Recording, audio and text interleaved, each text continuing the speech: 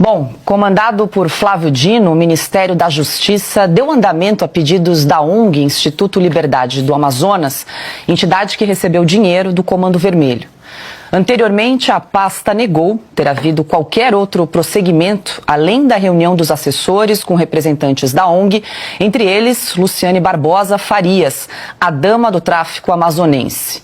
No entanto, o sistema do Ministério da Justiça mostra a tramitação de um pedido da ONG neste ano durante quase 3 meses.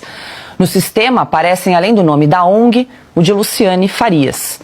A tramitação deste processo teve início no dia 2 de maio, mesma data do encontro entre autoridades do Ministério da Justiça e a dama do tráfico na sede da pasta em Brasília. Depois da divulgação das 2 visitas da dama do tráfico ao Palácio da Justiça, Flávio Dino se tornou alvo de um pedido de impeachment na Câmara.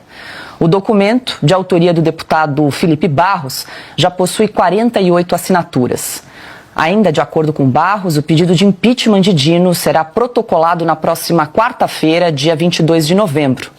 Até lá, o deputado pretende alcançar um mínimo de 100 assinaturas para o requerimento.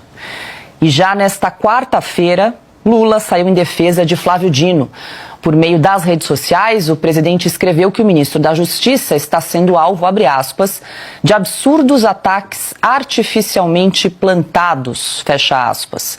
Segundo o presidente, trata-se de uma ação coordenada para a produção de notícias falsas contra Flávio Dino por meio das medidas executadas pelo Ministério da Justiça contra o crime. Bom, e ontem, em entrevista coletiva, a Luciane Barbosa Farias confirmou ter visto Flávio Dino em audiências. Silvio Navarro, estamos comentando aí desde o início da semana esse fato gravíssimo, né? Temos mais um desdobramento, então, dessa história da dama do tráfico, da Luciane Barbosa, que foi recebida, então, em 2 oportunidades pelo Ministério da Justiça. E agora, então, surgem provas de que a pasta deu andamento a pedidos da tal da ONG Instituto Liberdade do Amazonas, uma entidade, um órgão que é usado, vamos falar aqui, dar nome aos bois, né? Usado para lavar dinheiro do Comando Vermelho. Exatamente isso. Essa ONG, segundo a investigação da Polícia Civil do Estado do Amazonas, do Ministério Público, é uma ONG de fachada utilizada para lavar dinheiro do Comando Vermelho. O Comando Vermelho é a 2ª maior facção criminosa hoje em atividade do Brasil, fica atrás do PCC. O PCC tem ramificações em 24 estados. O Comando Vermelho em 13 e domina mais ou menos 30% do território do Rio de Janeiro. No caso do Amazonas, a Polícia Civil encontrou indícios concretos, e aí estamos falando de transação bancária, de que esta senhora, que responde pela alcunha de dama do tráfico amazonense, recebeu dinheiro da facção.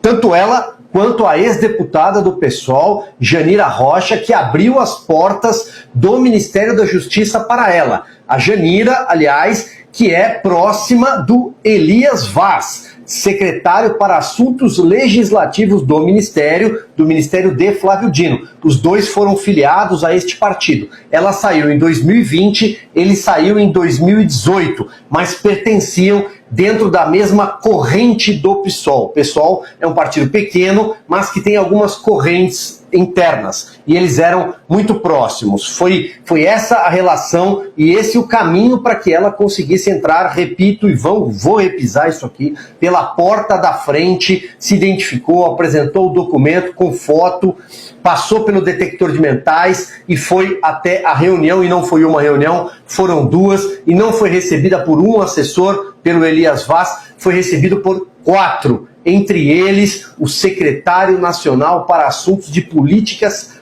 penais do Ministério. Ela disse que a razão da visita dela era apresentar um relatório sobre tortura, sobre maus tratos aos detentos no estado do Amazonas, onde o marido dela, conhecido como Tio Patinhas, cumpre pena de 30 anos de cadeia e é o principal líder dessa facção no estado. O Comando Vermelho tem, repito, ramificações em 13 estados do Brasil.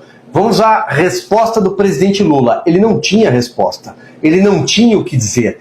Ele vem a público por meio de uma rede social 3 dias depois, para defender o principal ministro do governo dele. O Flávio Dino é o ministro mais midiático, espalhafatoso, mas é um ministro responsável pela Polícia Federal, é um ministro responsável pela interlocução com o Supremo Tribunal Federal, e hoje nós vivemos num país governado numa espécie de consórcio entre o Supremo Tribunal Federal e o Palácio do Planalto, que como não tem maioria no Congresso, como não tem votos suficientes para aprovar a sua agenda, recorre o tempo todo ao Supremo Tribunal Federal, e o próprio presidente da República foi reabilitado judicialmente para disputar eleições por causa da Suprema Corte Brasileira.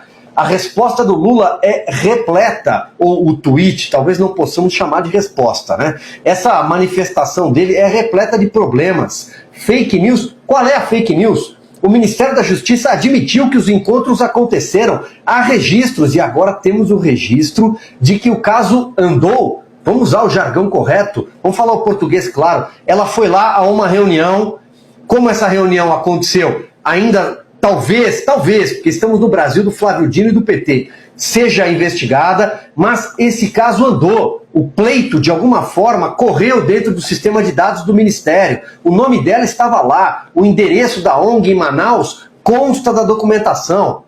Portanto, o Ministério admite. O Ministério dos Direitos Humanos admitiu que pagou passagem e diárias para esta senhora perambular pelo tour dela em Brasília, porque não foi só aos ministérios, foi ao Congresso Nacional encontrar com parlamentares de esquerda, entre eles o principal líder do PSOL, Guilherme Boulos. Ou seja, qual é a fake news? Não tem mentira nenhuma nessa história.